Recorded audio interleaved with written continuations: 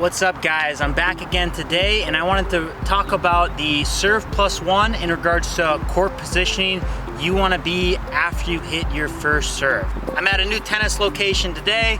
I always like to go play on different tennis courts. As you can tell, the surface here isn't that great. There's quite a few cracks, but you gotta, it's fun to change the environment up a little bit and add a little bit of a new flair to your game, just to help you focus a little bit more on practice and things like that. It's always important to keep tennis fun and exciting.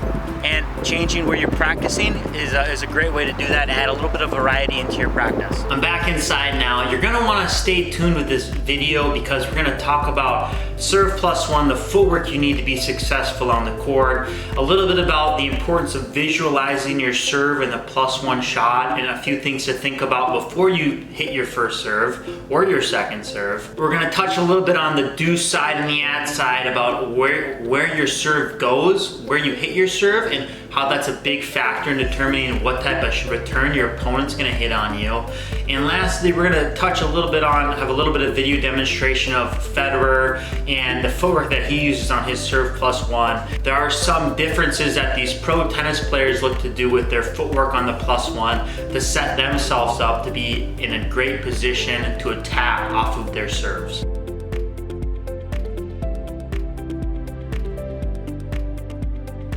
The important part of the serve plus one is that after you serve, you have to recover to a position that's gonna put you in the best spot to be looking to hit your forehand on that return back or that plus one ball back. Now, if you're not sure what footwork to use, there's two main ways that I like to teach, and I'll start off with the first one. It's gonna be after I hit my serve, I'm off my left foot, and I'm gonna put my right foot down and bounce back. Now the second way you can do it is you can serve, and when you land on that left foot, you immediately hop back with that left foot and get into that ready position. Same thing, I serve, I'm on my left, and I bounce back, and now I'm ready to be looking for my forehand ball. Now that you know what type of footwork to use, I call that bounce back step, because I'm serving and using that bounce back step to be in a great position. The next thing that you want to do before you serve is you want to have a general idea of what type of spin you're hitting your serve, what type of placement your serve's going to be, and then what type of return you're going to expect to come back, and lastly, what plus one you're looking to do. You want to have a great idea, visualize your target, your spin, your serve, what it's gonna do, what that ball's gonna look like when it comes back, and what you're gonna do with that first shot to put yourself in a great position. A lot of the times I see players just go up there, they hit their serve, and they're not really anticipating anything back. It's really important, the serve and that plus one are the shots that you're gonna be hitting the most of. If we can really have a great idea of what serves we're hitting, as well as what to expect back and what we're gonna do to start points, that's gonna put you in a much better position to hold serve and win matches. I'm out here on the deuce side, and we're gonna talk about what type of serves we're hitting on the deuce side, as well as what to expect to come back. This goes in hand with that visualization I was talking about a little bit earlier. An important part about serving is where you serve, the placement of your serve.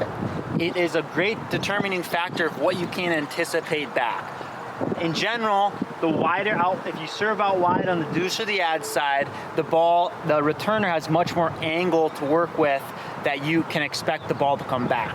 Now, if you hit a great serve out wide, they're gonna be in a tough position, really expect short balls to come back. Now, but if you hit not so great of a serve out wide to someone's forehand, it's gonna leave a lot of options for them to either take that return maybe down the line or take that return nice cross-court angle. If you're not hitting great serves to players' forehands, you're gonna be in a tough position to have a great plus one. Generally speaking, if I'm serving more up the tee or in a body, that return, the returner has less angle to work with on the way back, and I can anticipate a return more towards the center of the court. This is great because there's less return space that I have to cover, so there's more predictable where that return is going to be coming back.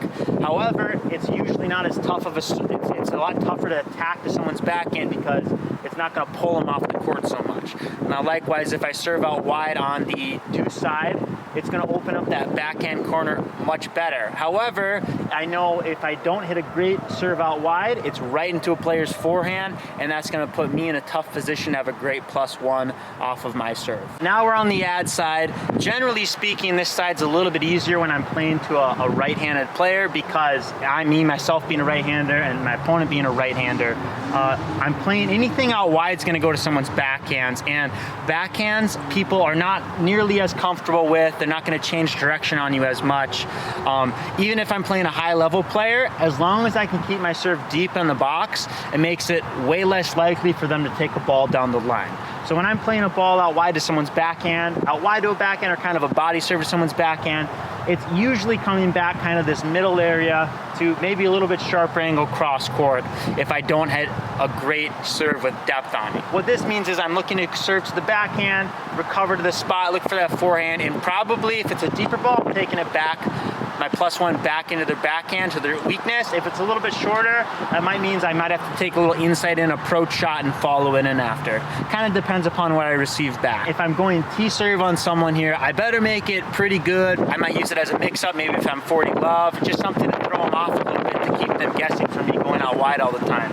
But if I'm gonna serve T to someone's forehand, I'm only gonna be doing it on a first serve for the most part, because if I don't hit a great ball, it's their forehand. They're probably looking to take that return inside out, which means I'm more than likely going to be hitting a backhand off my +1 if I don't hit a great serve to start the point. A real important thing to understand is that all these things that I'm talking about here are generalizations.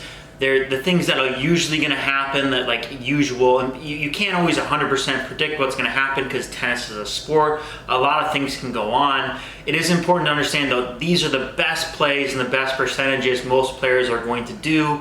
However, it is important as you're playing your match and you're serving and returns are coming back that you are going to get an understanding of the returning tendencies that opponent has. Now, maybe for example, when you serve out wide on the deuce side, maybe that person's always taking that forehand return down the line, right? That's an important thing to get a good idea about, because it's gonna change a little bit about what type of ball I'm expecting to come back.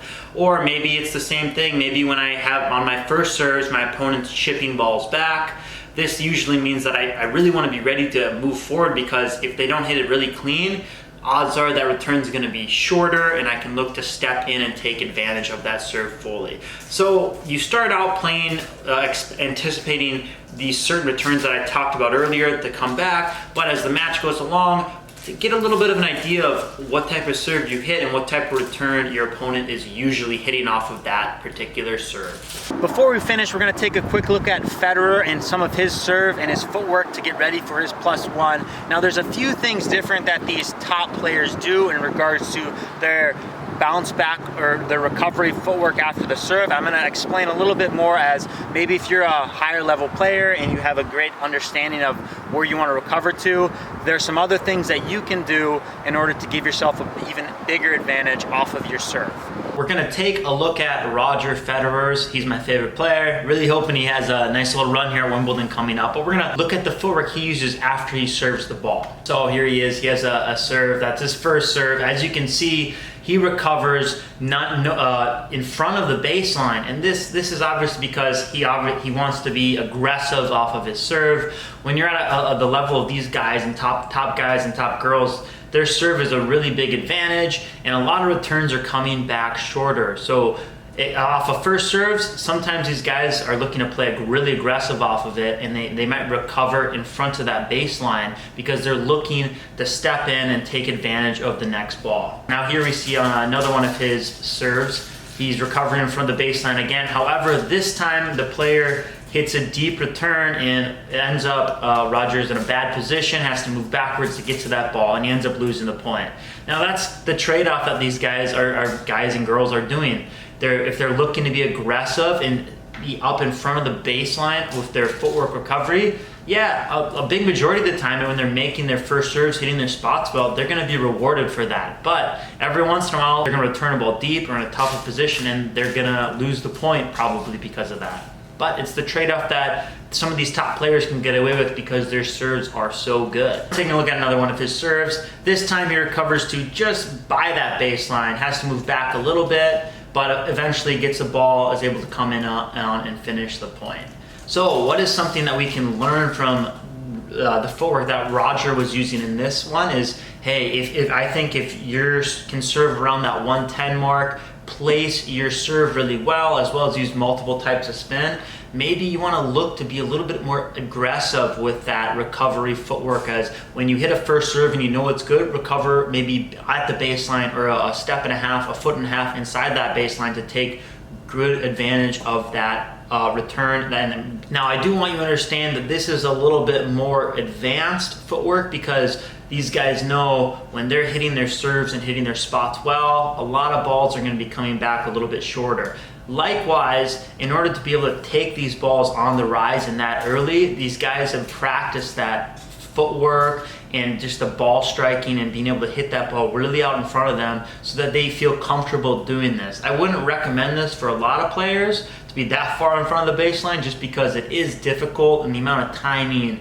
and precision you need to step in and take the ball super early to make this work is quite tough.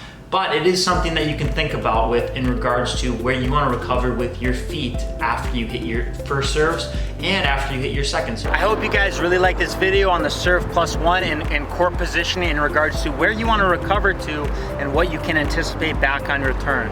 It's really important if you can learn how to anticipate off to start the point. It's going to put you in so much better position to hold serve and have a much better idea of what to expect, what type of shot you can hit, so you can hold serve better and win more matches.